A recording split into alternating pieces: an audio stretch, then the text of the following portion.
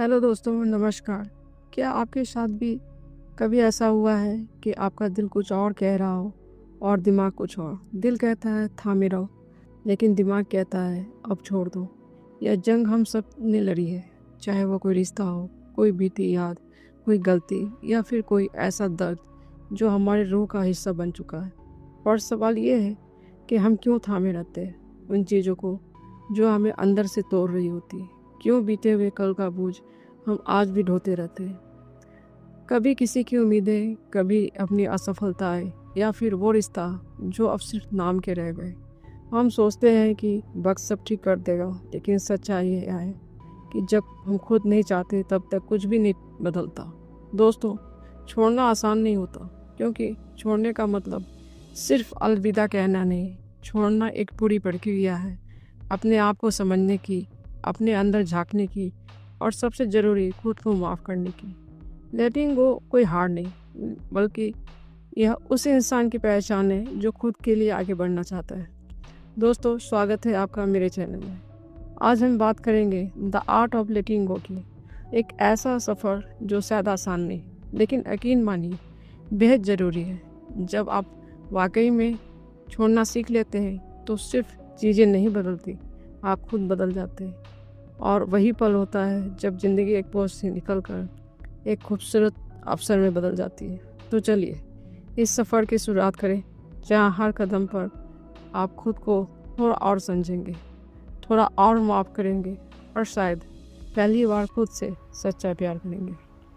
Chapter 1, छोड़ना भी एक कला है। कभी गौर किया है दोस्तों कि हम अक्सर उन चीज़ों से क्यों चिपके रहते हैं जो हमें तकलीफ़ देती है।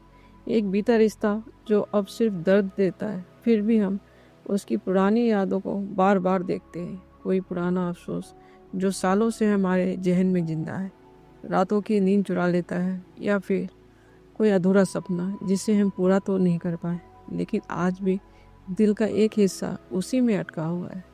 असल में छोड़ना सिर्फ एक शब्द नहीं, एक जज्बाती लड़ाई है अपने भीतर के उस हिस्से से जो अतीत से बंधा हुआ है।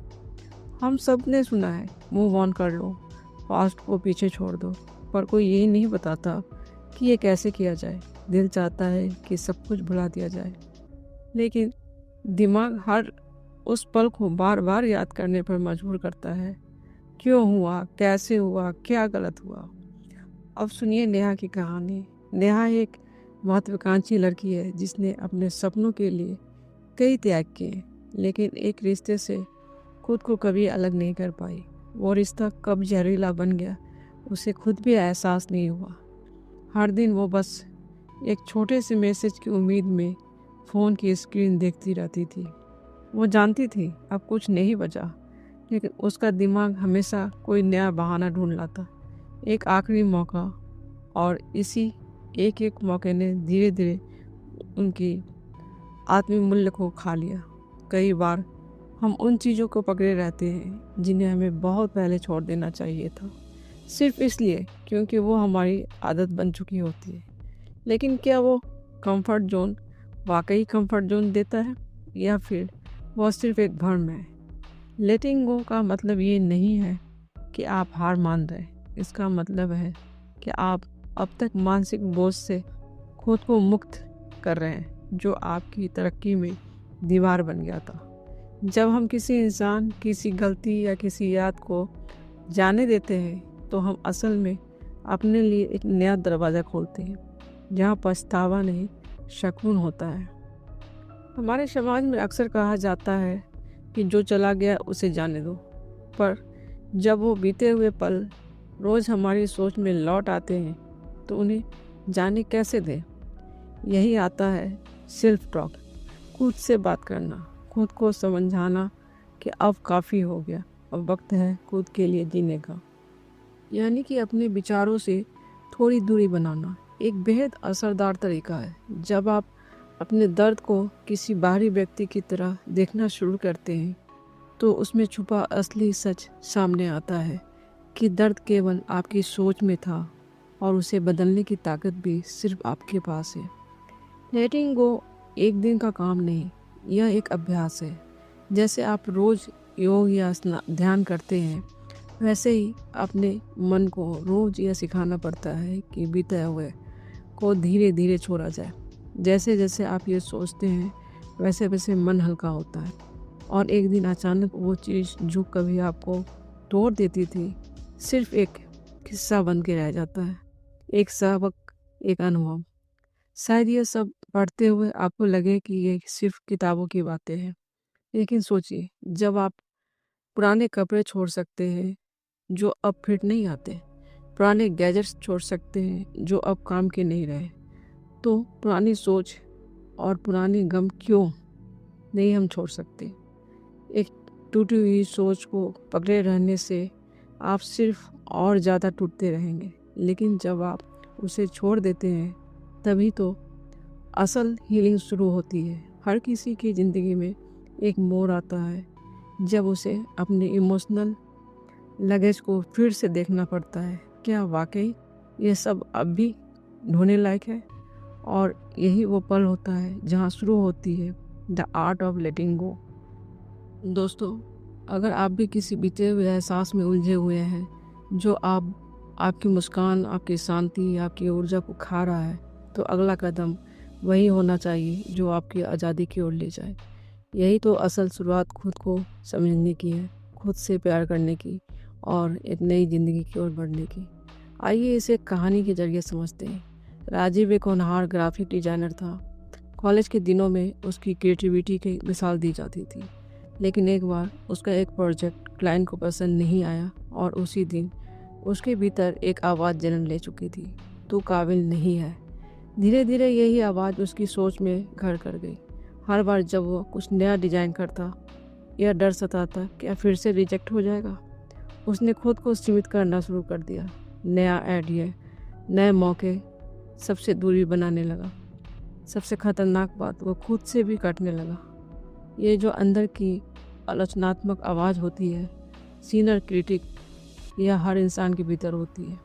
यह वो अदृश्य जज है जो हर पल हमारे काम, हमारी सोच, यहाँ तक कि हमारे अस्तित्व को भी सवालों के घेरे में खड़ा कर देती है। निगेटिव सोच सीधी नहीं चलती और देखते ही देखते हम खुद के ही बनाए गए मानसिक पिंजरे में कैद हो जाते हैं। ये पिंजरा दिखाई नहीं देता, लेकिन इसका बोझ हर पल हमारे कंधों पे होता है। अब सोचिए, अगर आपके पास एक ऐसा तरीका हो जिससे आप इस इनर क्रिटिक को थोड़ी देर के लिए चुप कर सके। कल्पना कीजिए, जब वो आवाज़ कहे तो फेल हो जाएगा, तब आप शांत होकर जवाब दें, हो सकता है, लेकिन मैं फिर भी बढ़ूँगा। ये छोटा सा जवाब आपके भीतर बहुत बड़ी हलचल ला सकता है। परफेक्शनिज्म यानी हर चीज़ को परफेक्ट करने की चाह, दरअसल निगेटिविटी का ही एक और रूप है। हम खुद से उम्मीद लगाते हैं कि हम कोई गलती नहीं होगी, लेकिन परफेक्शन का यह दबाव असल में फेलियर के डर से पैदा होता है और यही डर हमें रुकने पर मजबूर कर देता है। याद है बचपन में जब हम रंगों से खेलते थे, कोई डर नहीं था, कोई नियम नहीं था, बस आज़ादी से रचनात्मकता को बहने देते थे। अब सोचिए, क्यों आज एक ब्रश उठाने से पहले सोचते हैं क्या लोग इसे पसंद करेंगे। यह डर, यह सोच धीरे धीरे हमारे भीतर की मासूमियत, आज़ादी और रचनात्मक ऊर्जा को खा जाती है। इस मानसिक कैद से बाहर आने का पहला कदम है ईमानदारी से खुद से बात करना। खुद से पूछिए, मैं कौन से विचार बार बार दोहरा रहा हूँ जो मुझे नुकसान पहुँचाते हैं। क्या मैं अपने बारे में सोचता हूँ वह सच है या सिर्फ कोई पुराना भ्रम। जब आप इन सवालों को गहराई से महसूस करेंगे तो जवाब धीरे धीरे भीतर से उभरने लगेगा। सोशल मीडिया भी इस नेगेटिविटी की आग में घी का काम करता है। हर जगह तुलना, कोई और ज़्यादा सफल, ज़्यादा सुंदर, ज़्यादा खुश दिखाई देता है और हम सोचने लगते हैं मैं ऐसा क्यों नहीं हूँ। लेकिन हकीकत यह है कि ये सब एक क्यूरेटर रियलिटी ऑन है। तो समाधान क्या है? सबसे पहला कदम खुद को स्वीकार करना, अपनी खामियों के साथ, अपनी अधूरी बातों के साथ। फिर उन पुराने विश्वासों को चुनौती देना जो हमें रोकते आए हैं, और सबसे ज़रूरी, अपने साथ एक दयालु रिश्ता बनाया। यह प्रक्रिया आसान नहीं होती, लेकिन अगर आप रोज़ कुछ पल सिर्फ अपने लिए निकालें, खुद से प्यार से बातें करें, अपनी छोटी उपलब्धियों को सराहें और उस आलोचनात्मक आवाज़ को जवाब दें। दोस्तों, यही है असली मुक्ति का शुरुआत। चैप्टर 2, ग्रोथ माइंडसेट, यानी कि हर दिन एक नया संस्करण। दोस्तों, ज़रा सोचिए, अगर ज़िंदगी हमेशा वैसी ही रहती जैसे आज है, ना कोई नया अनुभव, ना कोई नया बदलाव, क्या आप सच में जी रहे होते या बस जिंदा रहते? हम में से ज़्यादातर लोग अपनी ज़िंदगी को एक कंफर्ट जोन में बंद कर लेते हैं, एक ऐसी जगह जहाँ ना कोई रिस्क हो, ना असफलता का डर। लेकिन उस जगह पर ग्रोथ नहीं होती। असल विकास वही होता है जहाँ अनसर्टिनिटी होती है, जहाँ असफल होने का संभावना होता है, जहाँ डर है और जहाँ हिम्मत चाहिए। ग्रोथ माइंडसेट कोई किताब में पढ़ा गया शब्द नहीं, यह ज़िंदगी को देखने का वो नज़रिया है जिसमें हम खुद को एक बदलावशील इंसान मानते हैं। कोई ऐसा जो सीख सकता है, आगे बढ़ सकता है और बेहतर बन सकता है। चलो एक सच्ची कहानी से इसे समझते हैं। राज एक साधारण परिवार से आने वाला लड़का है। अंग्रेजी बोलना तो दूर, उसे सुनना भी अटपटा लगता है। उसका उच्चारण लोगों को मज़किया लगता है। वाक्यों में गलतियाँ आम थी, लेकिन उसके भीतर एक खौफ था लोगों को मोटिवेट करने का। हर बार जब वो स्टेज की ओर देखता, एक आवाज़ उसे रोक लेती, लोग हंसेंगे, तू कहाँ है और स्टेज कहाँ। कई साल यूं ही बीत गए, डरते और रुकते हुए। लेकिन एक दिन एक छोटी सी बात ने उसका नज़रिया बदल दिया। अगर मैं कोशिश नहीं करूँगा तो सीखूँगा कैसे। ग्रोथ माइंडसेट का यही मतलब है कि आप विफलता को एक आखिरी मोड़ नहीं, बल्कि एक नई शुरुआत मानते हैं। और आप मानते हैं कि प्रतिभा जन्म से नहीं, प्रयास से बनती है। और सबसे ज़रूरी, आप खुद को यह अवसर देते हैं कि आप बदल सकते हैं। लेकिन जब हम अपने दिमाग को यह यकीन दिला देते हैं कि मैं ऐसा ही हूँ, मुझसे नहीं होगा, तो हम खुद पर ही ताले लगा लेते हैं। यह वाक्य छोटे लगते हैं, लेकिन ये हमें बंद कमरे में कैद कर देते हैं, जिसमें ना रोशनी होती है ना हवा। ग्रोथ माइंडसेट का मतलब ये नहीं कि आप हर दिन प्रेरित महसूस करें। इसका मतलब है डर के बावजूद भी आगे बढ़ना, हर असहज जगह पर रुककर सीखना। बचपन जब हम चलना सीखते हैं तो सैकड़ों बार गिरते हैं, लेकिन हम कभी हार नहीं मानते, क्योंकि हमारे अंदर यह सोच ही नहीं होती कि मैं नहीं कर पाऊँगा। हम बस करते जाते हैं, तब तक जब तक कि चलना ना आ जाए। वही मासूम बेखौफ सोच आज हमें फिर से चाहिए। जब हम कोई नई स्किल सीखते हैं, चाहे वो गिटार हो, कोडिंग हो या कोई नई भाषा। शुरुआत में सब कुछ उलझा हुआ लगता है, उंगलियां सही जगह नहीं चलती, कॉर्ड इरर आते हैं, शब्द अटक जाते हैं। लेकिन धीरे धीरे यही अजीब चीज़ें आपकी ताकत बन जाती है। एक और असरदार आदत है ब्रेन डोपिंग। यह दिमाग निगेटिव थॉट से भरा होता है, तो नई सोच के लिए जगह नहीं बचती। रात को एक डायरी में लिख डालिए हर वो डर, पछतावा या दुख जो दिन भर आपको घेरे रहा। जब आप अपने विचारों को कागज़ पर रख देते हैं तो उनका भार आपके मन से हल्का हो जाता है, और तब आप नए विचारों को इनवाइट करते हैं। ग्रोथ माइंडसेट कोई जादू नहीं, ये रोज़ का एक छोटा सा वादा है। आज मैं खुद को जज नहीं करूँगा, मैं खुद को आजमाऊँगा, और सबसे ज़रूरी, मैं खुद पर भरोसा रखूँगा। जब आप खुद से कहते हैं कि मैं सीख सकता हूँ, मैं बेहतर हो सकता हूँ, मैं बदल सकता हूँ, जब आप अपने भीतर की दुनिया को नई दिशा दे रहे होते, तो अगली बार जब कोई चुनौती सामने आए, खुद से बस इतना पूछिए, मैं इससे क्या सीख सकता हूँ, क्योंकि यही सवाल आपकी पूरी सोच को बदल सकता है। दोस्तों, याद रखिए, आपका आज का वर्जन आखिरी नहीं। आप हर दिन खुद को रिगेन कर सकते हैं, क्योंकि ग्रोथ कोई मंजिल नहीं, वो एक सफ़र है, एक अभ्यास है, एक वादा खुद से है कि चाहे जितनी बार गिरूं, हर बार उठूंगा और बेहतर करूंगा। चैप्टर 3, अंदर से आज़ाद होने की साइकोलॉजिकल प्लान। दोस्तों, कुछ घाव ऐसे होते हैं जो आंखों से नहीं दिखते, लेकिन हर दिन हमें थोड़ा थोड़ा तोड़ते रहते हैं। वो पुराने शब्द जो किसी ने मजाक में कहे थे, लेकिन हमारे दिल में बैठ गए। वो घटनाएं जिसे हम भूलना चाहते हैं, लेकिन वही हमारे फैसले की जड़ बन चुकी है। यह दर्द अक्सर किसी को दिखाई नहीं देते, पर हमारे अंदर धीरे धीरे जंग की तरह फैलते रहते हैं, जैसे किसी के मन में जरे हुए अदृश्य जंजीरें हो। नज़र नहीं आती, लेकिन हमें चलने भी नहीं देती। अब मिलिए सुमन से। 28 साल की एक वर्किंग वुमेन, बाहर से आत्मविश्वास से भरी, एक अच्छी नौकरी, सुंदर घर, हर चीज़ व्यवस्थित। लेकिन रात होते ही एक अलग कहानी शुरू होती है। बचपन की डांट, माँ की उम्मीदें, स्कूल की कुछ अनकही शर्मिंदगी, हर रात ये सब लौट आता। उसे लगता था कि वो आगे बढ़ चुकी है, लेकिन उसके निर्णय, उसकी प्रतिक्रियाएं, यहाँ तक कि उसके रिश्ते सब कहीं न कहीं पुराने जख्मों से संचालित हो रहे थे। उसे पता ही नहीं था कि उसका आज अब भी कल के दर्द के कब्जे में है। हम सबके भीतर चलती है एक अनदेखी स्क्रिप्ट। यह स्क्रिप्ट बताती है कि हम कौन हैं और दुनिया हमें कैसे देखती है। यह बाहर से नहीं आती, यह बनी होती है बचपन की बातों से, असफलताओं से, दूसरों की टिप्पणियों से। एक बार किसी ने कह दिया तू कभी कुछ नहीं कर पाएगा, और हमने सोच लिया कि यह सच है। फिर एक नया मौका आते ही हम खुद को पीछे खींच लेते हैं, बिना जाने क्यों। अब सवाल यह है कि क्या हम इस स्क्रिप्ट को दोबारा लिख सकते हैं? बिल्कुल लिख सकते हैं। इसके लिए पहला टूल है बाहरीकरण, मतलब अपनी फीलिंग्स को अपनी पहचान से अलग करना। मैं गुस्सैल हूँ कहने की बजाय कहना मुझे इस वक्त गुस्सा आ रहा है। छोटा फर्क है, लेकिन असर गहरा है। पहले वाक्य में आप अपने इमोशंस के गुलाम बन जाते हैं, दूसरे में आप उसके मालिक। जब हम अपने जज्बातों को एक ऑब्जेक्ट की तरह देखना शुरू करते हैं, तब समझ आता है कि यह सब अस्थायी नहीं है।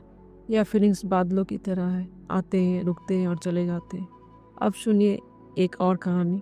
एक लड़का था जो हर परीक्षा से पहले बेचैनी महसूस करता था। उसके दोस्त कहते थे तू बहुत एंजाइटी वाला है। धीरे धीरे उसने भी यही मान लिया। लेकिन एक दिन उसने खुद से पूछा, क्या मैं वाकई एंजाइटी वाला इंसान हूँ, और या बस फीलिंग है जो अभी आ रही है। उसने अपनी फीलिंग्स को एक नाम दिया, उन्हें पहचाना और बस देखता रहा। धीरे धीरे वो उन्हें मैनेज करना सीख गया, क्योंकि अब वो उनसे लड़ नहीं रहा था, उन्हें समझ रहा था। दूसरा टूल है प्लान ऑफ सेल्फ कंपैशन, यानी कि स्वकरुणा। अपने आप से वैसे बात करना जैसे आप किसी दोस्त से बात कर रहे हो। तो इंसान है, गलतियाँ होगी, लेकिन तू बुरा इंसान नहीं है। हम दूसरों को सांत्वना देना जानते हैं, लेकिन खुद को नहीं। हम खुद के सबसे बड़े आलोचक बन जाते हैं, और यही आत्मनिर्भरता धीरे धीरे ये अंदर से खा जाती है। दूसरा टूल है प्लान ऑफ कंपैशन, यानी कि स्वकरुणा। अपने आप से वैसे बात करना जैसे आप किसी दोस्त से करते हैं। तो इंसान है, गलतियाँ होंगी, लेकिन तू बुरा इंसान नहीं। हम दूसरों को सांत्वना देना जानते हैं, लेकिन खुद को नहीं। हम खुद के सबसे बड़ा आलोचक बन जाते हैं, और यही आत्मनिर्भरता धीरे धीरे हमें अंदर से खोखला कर देती है। सेल्फ कंपैशन कोई कमजोरी नहीं, यह वो ताकत है जो आपकी गिरने के बाद उठने का हौसला देती है। जब आप अपने दर्द को दबाते नहीं, बल्कि उसे देखते, महसूस करते और फिर से पुकारते हैं, तब हीलिंग शुरू होती है। लेटिंग गो की शुरुआत होती है अपने अंदर की आवाज़ बदलने से। जब आप खुद से सख्त लहजे में बात करते हैं, तो मैं बहुत कमज़ोर हूँ, मेरे से नहीं होगा, मैं हमेशा गड़बड़ करता हूँ, तो आप अपने ही मन में एक लड़ाई का मैदान बना लेते हैं। लेकिन जब आप खुद से सहानुभूति से बात करते हैं, जैसे किसी घबराए बच्चे से, कोई बात नहीं है, अगली बार बेहतर होगा, तभी हीलिंग की असली प्रक्रिया शुरू होती है। इस अध्याय की सबसे बड़ी सीख, वो इमोशनल बैग जो हम हर दिन अपने साथ ढोते हैं, वो हमारे असली व्यक्तित्व को छिपाए बैठा है। और जब हम इन साइकोलॉजिकल टूल्स से उस बैग को हल्का करना शुरू करते हैं, तब आपको पहली बार खुद से मिलने का मौका मिलता है, अपने उस वर्जन से जो आज़ाद है, पूरी तरह मौजूद है और नया जीवन शुरू करने के लिए तैयार। चैप्टर 4, दर्द से आगे का रिश्ता। कुछ दर्द ऐसे होते हैं जो हमारे हड्डियों में नहीं, हमारी यादों में बस जाती है। ऐसे मोड़ आते हैं ज़िंदगी में जब सब कुछ रुक सा जाता है, जैसे वक्त थम गया हो। कोई अपना जब दूर चला जाता है, तब महसूस होता है कि खालीपन सिर्फ बाहर नहीं, भीतर भी उतर चुका है। असल दर्द सिर्फ छोड़ देने में नहीं, असल तकलीफ उस अधूरे सवाल में है जो कभी जवाब नहीं बन पाया। अब रोहन से मिलिए। कॉलेज का एक साधारण सा लड़का जो किसी को दिलो जान से प्यार करता है, वो भी ऐसा जो हर कॉल में, हर मैसेज में, हर प्लान में बस एक ही नाम ढूंढता था। लेकिन एक दिन अचानक वो लड़की गायब हो गई। कोई लड़ाई नहीं, कोई अलविदा नहीं, बस एक खामोशी। और रोहन उस खामोशी में हर रोज़ खुद को ढूंढता। वो अपने दिन जो जी रहा था, नौकरी, दोस्त, इंस्टाग्राम सब कुछ था, लेकिन उसका दिल आज भी वहीं अटका था, उस लास्ट सीन के नीचे, उस टाइपिंग के इंतज़ार में। क्यों? क्योंकि जब हमें क्लोजर नहीं मिलता तब हम दर्द हमें पकड़ कर रखता है। हम एक ही मोमेंट का रिप्लाई करते हैं, सोचते हैं वहाँ शायद मेरी ही गलती थी, या फिर काश मैं कुछ और कहा होता। लेकिन क्या हम उस याद को पकड़ कर जी रहे हैं, या हमें वो पकड़ कर थामे हुए हैं? अब बात करते हैं सुषमा की। एक रिलेशनशिप से निकली, लेकिन उस रिश्ते की आवाज़ अभी उसके अंदर गूंजती है, तू किसी लायक नहीं। वो शब्द जो बार बार उसके आत्मसम्मान को धक्का पहुंचाती है। वो खुद से गुस्सा थी, खुद को माफ़ नहीं कर पा रही थी कि उसने इतना सब झेला। लेकिन यहीं पर आता है पहला मोड़ माफ़ी का। माफ़ करना, इसका मतलब ये नहीं कि सामने वाला सही था। इसका मतलब है कि अब आप उस जहर को पीना छोड़ रहे हैं।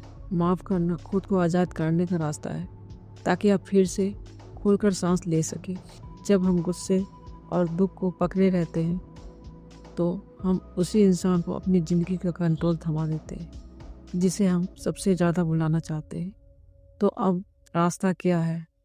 पर्सपेक्टिव शिफ्ट करना सीखिए। कभी कभी जब हम खुद को सामने वाले की जगह रखकर सोचते हैं तो कुछ बातें थोड़ी साफ दिखने लगती है। ज़रूरी नहीं कि हम उन्हें सही माने, लेकिन हमें क्लैरिटी मिलती है और राहत भी।